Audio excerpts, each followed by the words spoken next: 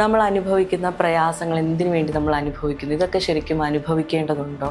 നമുക്ക് തന്നെ അത് തിരിച്ചറിഞ്ഞ് ഒരു ശിശുവിൽ നിന്ന് പോലും നമുക്ക് പഠിക്കാനുണ്ട്. നിർമ്മലമായി ചിരിക്കുന്ന ഒരു ശിശുവിൽ നിന്ന് പോലും നമുക്ക് പഠിക്കാനുണ്ട് ഒരുപാട്. ഈ സ്റ്റേറ്റ്മെൻറ്റ് അത്ഭുതകരമായിട്ടുള്ള പല കാര്യങ്ങളും നമുക്ക് ക്രിയേറ്റ് ചെയ്തെടുക്കാൻ സഹായിക്കുന്നതാണ്. നമ്മുടെ ലൈഫിൽ എനിക്ക് നടക്കാൻ പോകുന്ന കാര്യങ്ങളെല്ലാം ഞാൻ സ്വപ്നത്തിൽ കാണുന്നുണ്ട് എന്ന് പറയുന്നവരുണ്ട്. അപ്പോൾ ആക്ച്വലി അവർക്ക് നടക്കാൻ പോകുന്ന കാര്യങ്ങൾ ചിലപ്പോൾ അത് അപകടമാണെങ്കിൽ അവരെന്നെ വിളിക്കും. ഒരു വൈരാഗ്യം വച്ചിരിക്കാൻ കഴിയാത്ത അതൊരു സിദ്ധിയായിട്ട് എനിക്ക് തോന്നിയിട്ടുണ്ട്. അതൊരു വലിയൊരു അനുഗ്രഹമായിട്ടും തോന്നിയിട്ടുണ്ട്. അതുകൊണ്ട് തന്നെ ഇന്ന് നമ്മളോടൊപ്പം അതിഥിയായിട്ടുള്ളത് ബ്യൂട്ടി കവാനിയാണ്. നമസ്കാരം. ആക്സസ് ബാർ മാം ചെയ്യുന്ന മാം ഒരു ഫെസിലിറ്റേറ്ററാണ്. അപ്പോൾ എനിക്കൊന്നു ഇന്ത്യയിൽ തന്നെ അറിയപ്പെടുന്ന ഒരു ഫെസിലിറ്റേറ്റർ ഒരാളാണ്. അപ്പോൾ ഈ ആക്സസ് ബാറിനെ പറ്റി നമ്മൾ പല എപ്പിസോഡുകളും നമ്മുടെ ചാനലിലൂടെ തന്നെ വിട്ടിട്ടുണ്ട്. മാമിൻ്റെ തന്നെ ഒരു ഇൻ്റർവ്യൂ വന്നിട്ടുണ്ടായിരുന്നു. പക്ഷേ അതിനപ്പുറത്തേക്ക് ഇന്നത്തെ കാലത്ത് ഒരുപാട് ഹീലിംഗ് മൊഡാലിറ്റികളൊക്കെ ഉണ്ട്. ഇപ്പോൾ പ്രാണിക് ഹീലിംഗ്, റേക്കി, അങ്ങനെ ഒരുപാട് സിദ്ധികളുണ്ട് എന്ന് പറയുന്ന ഒരു ഗുരു പരമ്പരയിലൂടെ കടന്നു പോകുന്ന ഒരുപാട് കാര്യങ്ങൾ ചെയ്യുന്നുണ്ട്. പക്ഷെ ഇതിൽ നിന്നും എല്ലാം വ്യത്യസ്തമായിട്ട് എന്തിനു വേണ്ടിയിട്ടാണ് ആക്സസ് ബാർ പഠിക്കുന്നത്? ആക്സസ് കോൺഷ്യസ്നെസ്സിൻ്റെ ഒരു ഭാഗമാണ് ആക്സസ് ബാസ്. ആക്സസ് ബാസ് നമ്മൾ ശരിക്കും പഠിക്കുന്നതെന്ന് പറഞ്ഞാൽ നമ്മൾ ഓരോരുത്തരിലും, ഇപ്പം എൻ്റെ മുന്നിലിരിക്കുന്ന രാഹുലായിരുന്നാലും എനിക്കായിരുന്നാലും, നമ്മൾ ഓരോരുത്തരിലും അടങ്ങിയിരിക്കുന്ന ശക്തികളെ തിരിച്ചറിയാൻ വേണ്ടിയിട്ടാണ് നമ്മൾ ശരിക്കും പറഞ്ഞാൽ ആക്സസ് കോൺഷ്യസ്നെസ്സിലൂടെ കടന്നു പോകുന്നത്. അപ്പോൾ ഈ പ്രോസസ്സൊക്കെ പഠിക്കുന്ന സമയത്ത് നമ്മൾ അനുഭവിക്കുന്ന പ്രയാസങ്ങൾ എന്തിനു വേണ്ടി നമ്മൾ അനുഭവിക്കുന്നു, ഇതൊക്കെ ശരിക്കും അനുഭവിക്കേണ്ടതുണ്ടോ? നമുക്ക് തന്നെ അത് തിരിച്ചറിഞ്ഞ് അതിൽ നിന്ന് പുറത്തേക്ക് ഇറങ്ങാനായിട്ട് സെൽഫായിട്ട് നമ്മളെ എംപവർ ചെയ്യിപ്പിക്കുന്ന ക്ലാസ്സുകളും പ്രാഗ്മാറ്റിക് ടൂൾസുമാണ് ആക്സസ് ക്ലാസ്സുകളിലൊക്കെ ഉള്ളത്. നമുക്കൊരു ഗുരുവിനെ ആശ്രയിക്കേണ്ടി വരുന്നില്ല. ഇവിടെ ഗുരു തത്വം ശരിക്കും ഇല്ല. കാരണം എല്ലാവരും, ഇന്ന് ജനിക്കുന്ന ശിശു ഉൾപ്പെടെ എല്ലാവരും തന്നെയും ഒരു ഇൻഫനൈറ്റ് ബീയിങ് ആണ്. ഒരു സോൾ തലത്തിൽ നിന്ന് ഒരു ഇൻഫനൈറ്റ് ബീയിങ് ആണ് എന്നൊരാശയമാണ് ആക്സസ് കോൺഷ്യസ്നസ് പങ്കുവയ്ക്കുന്നത്. അതിലൂടെ തന്നെ ശരിക്കും പറഞ്ഞാൽ നമ്മൾ ഓരോരുത്തരും, ഒരു ശിശുവിൽ നിന്ന് പോലും നമുക്ക് പഠിക്കാനുണ്ട്. നിർമ്മലമായി ചിരിക്കുന്ന ഒരു ശിശുവിൽ നിന്ന് പോലും നമുക്ക് പഠിക്കാനുണ്ട് ഒരുപാട്. അപ്പോൾ ഒരു ശിശു പോലും ഒരു ഗുരുവായി നമുക്ക് മാറുന്നത് കൊണ്ട് തന്നെ ആരെയും അന്ധമായി ഫോളോ ചെയ്യുന്ന ഒരു പ്രാക്ടീസ് ആക്ച്വലി ആക്സസ് കോൺഷ്യസ്നസ്സിനകത്ത് ഇല്ല. അതോടൊപ്പം സിദ്ധികളെന്ന് പറയുമ്പോൾ എല്ലാവരിലും സിദ്ധികളുണ്ട്. പലർക്കും പലതായിരിക്കാം. ചിലർക്ക് ഒരാളെ ആശ്വസിപ്പിക്കുന്നത്, അതിനെ നമ്മൾ സിദ്ധിയായിട്ട് പൊതുവെ വിശേഷിപ്പിക്കാറില്ല. എന്നാൽ ആശ്വസിപ്പിക്കുന്നതിനെ പോലും ഒരു സിദ്ധിയായിട്ട്, അതും ഒരു കഴിവായിട്ട് തന്നെയാണ് ആക്സസ് കോൺഷ്യസ്നസ് കൺസിഡർ ചെയ്യുന്നത്. അപ്പോൾ നമുക്ക് ഓരോരുത്തർക്കും എന്ത് കഴിവാണുള്ളത്, ആ കഴിവുകൾ ആക്ച്വലി നമ്മൾ ലോകത്തിന് വേണ്ടി എങ്ങനെയാണ് സംഭാവന ചെയ്യുന്നത്, എങ്ങനെയാണ് നമ്മുടെ സ്വതസിദ്ധമായ കഴിവിലേക്ക് എത്തിപ്പെടേണ്ടത്, അതിന് തടസ്സമായി നിൽക്കുന്ന എല്ലാ പ്രയാസങ്ങളെയും ടൂൾസ് ഉപയോഗിച്ച്, ടൂൾസ് എന്ന് ഇവിടെ പറയുമ്പോൾ കുഞ്ഞു കുഞ്ഞു സ്റ്റേറ്റ്മെൻറ്റ്സ് ആണ് ഇവിടെ ഉദ്ദേശിക്കുന്നത്. കുഞ്ഞു കുഞ്ഞു സ്റ്റേറ്റ്മെൻറ്റ്സ് ഉപയോഗിച്ചും പിന്നെ കുറച്ച് പ്രോസസ്സുകളുണ്ട്. ഈ സ്റ്റേറ്റ്മെന്റ് എന്ന് പറയുമ്പോൾ സജഷൻസ് ആണോ? കാരണം ഹിപ്നോട്ടിസത്തിലൊക്കെ നമ്മൾ സ്റ്റേറ്റ്മെന്റുകൾ പറയാറുണ്ട് പലപ്പോഴും. അങ്ങനെയുള്ള സ്റ്റേറ്റ്മെന്റുകളാണോ? സജഷൻസ് അല്ല. ഇപ്പോൾ ലെറ്റ്സ് സേ രണ്ടുപേര് തമ്മിൽ ഒരു എക്സാമ്പിൾ പറഞ്ഞുതരാം. ഇതൊരു സജഷൻസ് അല്ല. ഇത് യൂണിവേഴ്സിൽ ഒരുപാട് ധാരാളം ഡിഫറെൻറ്റ് എനർജീസ് ഉണ്ട്. അപ്പോൾ ആ എനർജീസിനെ ട്വിസ്റ്റ് ചെയ്യാനും ടേൺ ചെയ്യാനും ഹെൽപ്പ് ചെയ്യുന്നതാണ് ഈ സ്റ്റേറ്റ്മെൻറ്റ്സ്. ലെറ്റ്സ് സേ രണ്ടുപേര് തമ്മിൽ തർക്കത്തിലാണെന്ന് വയ്ക്കൂ. അങ്ങനെയാണെങ്കിൽ ആക്ച്വലി നമുക്ക് യൂസ് ചെയ്യാം. മനസ്സിൽ നമ്മൾ കുറച്ച് സമയം interesting point of view, he has that point of view എന്ന് പറയുന്ന സ്റ്റേറ്റ്മെൻറ്റ് ഒരല്പസമയം നമ്മളിങ്ങനെ മനസ്സിലിങ്ങനെ പറയുമ്പോൾ തന്നെ പെട്ടെന്ന് തർക്ക വിഷയം മാറിപ്പോവും. അല്ലെങ്കിൽ അവർ ആ തർക്കിച്ചുകൊണ്ടിരിക്കുന്ന കാര്യങ്ങളെക്കുറിച്ച് പറയുന്നത് നിർത്താൻ തുടങ്ങും. ഓർ തർക്കമേ ഇല്ലാത്ത രീതിയിൽ വിയേർഡായിട്ട് മീൻസ് പെരുമാറാൻ തുടങ്ങും. ബിക്കോസ് അവിടെ ആ ഒരു തർക്കത്തിന് നിലനിൽക്കാൻ ഒരു സ്പേസ് ഇല്ല, ഒരു എനർജി ഇല്ലാത്തൊരവസ്ഥയിൽ എത്തിപ്പെടും. ഇതുപോലെ ഇപ്പോൾ തർക്കം എന്ന് പറയുന്ന കുടുംബ ബന്ധങ്ങളിൽ വളരെ പ്രധാനപ്പെട്ടൊരു കാര്യമാണ്. കാരണം എല്ലാ വീടുകളിലും ഉണ്ടെന്ന് ഞാൻ പറയുന്നില്ല, പല ഫാമിലീസിലും തർക്കമുണ്ട്. അപ്പോൾ ഈ ഒരു സ്റ്റേറ്റ്മെൻറ്റ് തന്നെയും അവരുടെ ലൈഫിൽ ആക്ച്വലി തടസ്സങ്ങൾ മാറാനായിട്ട്, അവരുടെ ബന്ധങ്ങൾ ഉണ്ടാകുന്ന വിള്ളലുകൾ മാറാനായിട്ട് സഹായിക്കുന്നതാണ്. ഇതുപോലെ നിരവധി സ്റ്റേറ്റ്മെൻറ്റുകളുണ്ട്. അതിനകത്ത് ക്ലിയറിങ് സ്റ്റേറ്റ്മെൻറ്റ് എന്ന് പറഞ്ഞിട്ട് മാസ് ആയിട്ടൊരു സ്റ്റേറ്റ്മെൻറ്റ് ഉണ്ട്.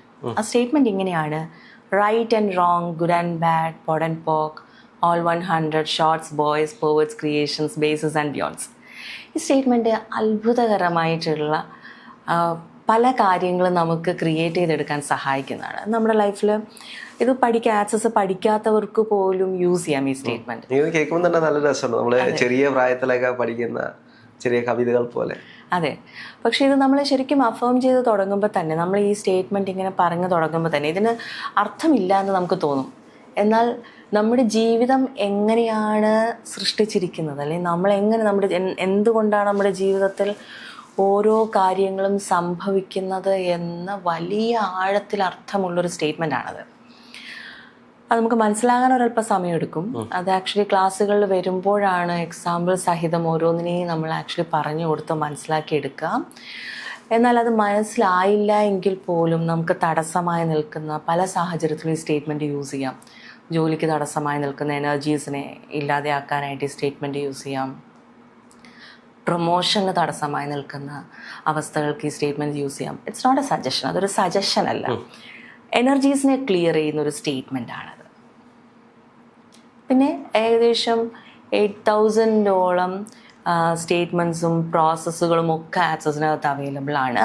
നമ്മൾ ആക്സസ് ബാസ് ക്ലാസ്സിനകത്ത് കുറച്ച് കാര്യങ്ങളൊക്കെയാണ്, ഒരു ബേസിക് ആയിട്ട് ഒരു വ്യക്തിക്ക് എന്തൊക്കെ കാര്യങ്ങൾ അറിയണം, അവരുടെ ലൈഫിനെ ആക്ച്വലി കൂടുതൽ മെച്ചപ്പെടുത്തിയെടുക്കാൻ എന്നുള്ള കാര്യങ്ങളൊക്കെയാണ് നമ്മൾ പഠിപ്പിക്കുന്നത്.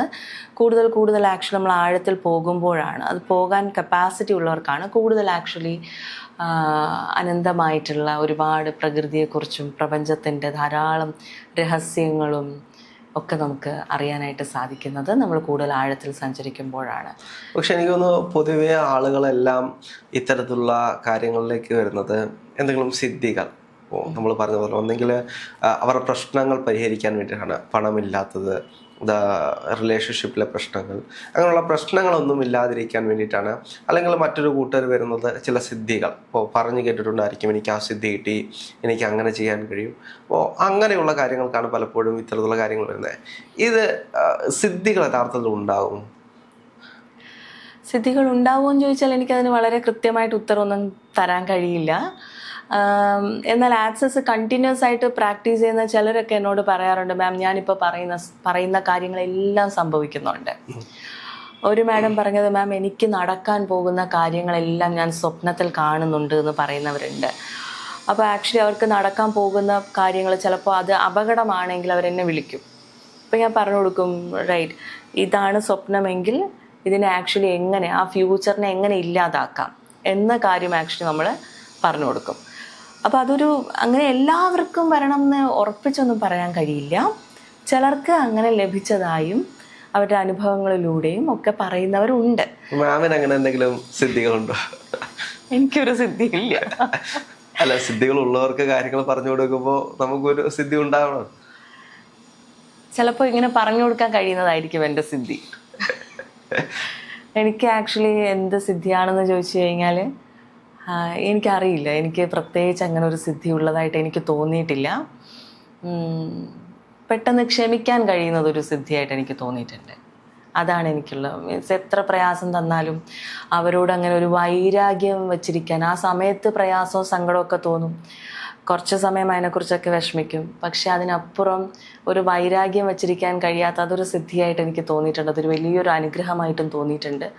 അതുകൊണ്ട് തന്നെ ഇത്തരത്തിലുള്ള പ്രകൃതിയെക്കുറിച്ചും പ്രപഞ്ചത്തെക്കുറിച്ചുമുള്ള അറിവുകൾ എനിക്ക് ധാരാളമായിട്ട് പ്രകൃതി എന്നെ നടത്തുന്നതായിട്ട് എനിക്ക് തോന്നിയിട്ടുണ്ട്. ആഗ്രഹിക്കുന്ന കാര്യങ്ങളൊക്കെ, എന്തെങ്കിലും ഒരു കാര്യം ആഗ്രഹിച്ചാൽ തന്നെയും ആ അവസ്ഥയിലോട്ട് പെട്ടെന്ന് തന്നെ യൂണിവേഴ്സ് എന്നെ കണക്ട് ചെയ്യാറുണ്ട്. ഇപ്പോൾ ഒരു വ്യക്തിനോട് സംസാരിക്കണം എന്ന് ആഗ്രഹിച്ചാൽ വേഗം അവരെന്നെ ഫോണിൽ വിളിക്കാറുണ്ട്.